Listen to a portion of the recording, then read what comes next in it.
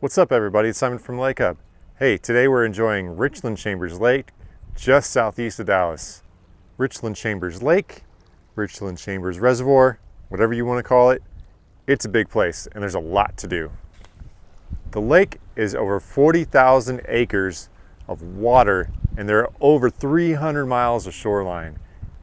It's a big lake with lots of room to spread your wings. It has a max depth of 57 feet, and it's just about that far in miles away from the city of Dallas. So where does Richland Chambers Reservoir get its hyphenated name? There are two main branches of the lake, two main areas, one fed by Richland Creek, one fed by Chambers Creek. Richland Chambers.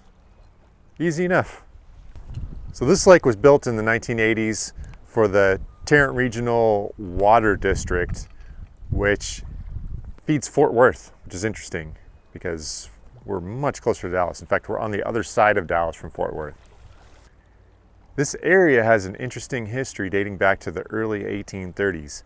There was a fort that a bunch of settlers had built and ended up in a fight with some Comanches.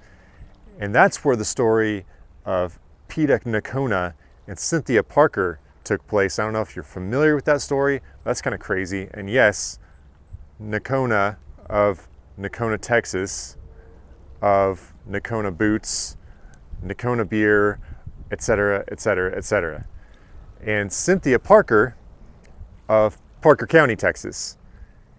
They had a son. They had a couple sons actually, but one of them, the one who made the biggest name for himself, I'll put it that way, Quanah Parker, as in Quanah, Texas.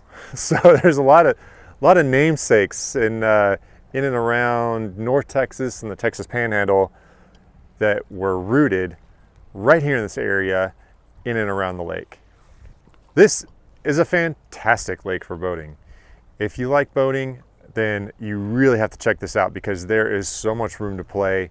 There's tons of access. It's a safe lake for boating. It has a relaxed, family, fun atmosphere. This is not a party lake, you know, so this is a great time on the lake, on the water for boating if you're a boater. There are also 4 marinas, and so, you know, there's enough. I'm standing in front of one right now. There's enough to go around. Gas docks, you know, the amenities that you look for and need. Cafe, bait shop, all that kind of stuff. That's also helpful to boaters. Where you have to look out if you're a boater is in the backwaters. There can be submerged timber, stumps, that sort of thing. Talk to your marina when you're, you know, paying for your boat ramp fee or you're paying for a day use fee or what have you. Like Rick Steve says, ask a local. If you like sand bass fishing, this is a good lake. In fact, I saw, just coming out here, just to the spot where I'm at, I saw a big school of them surfacing. So definitely a good lake for sand bass. I've heard that before as well. Now I've witnessed it with my own 2 eyeballs. Also a good lake for hybrids. If you like that little surprise, I always think of hybrids as a surprise, like you're sand bass fishing and then whammo, 4-pound hybrid. So it's kind of like a bonus fish. I love that. Largemouth bass, you know, catfish, sunfish, kind of the usual suspects for the southern prairie land. Fishing seems to be better the closer you get to the dam, so keep that in mind. For campers, if you like camper camping, RV camping, then there are some private RV parks around here. There are not any like state parks, city parks, you know, kind of your conventional campgrounds where you have a little bit of each style of camp spot. There are RV parks, and then there's like dry camping, and that's pretty much it. There's not a lot in between. So if you like camping in style or camping the hardcore way, then come on out and check it out. If you're kind of like in between, like me, where, hey, we like to have hookups, we have a little pop-up camper and all that kind of stuff, yeah, you're on your own. If you're a hunter, just downstream of the dam is the Richland Creek Wildlife Management Area, the WMA. That's run by Texas Parks and Wildlife. Great area for hunting.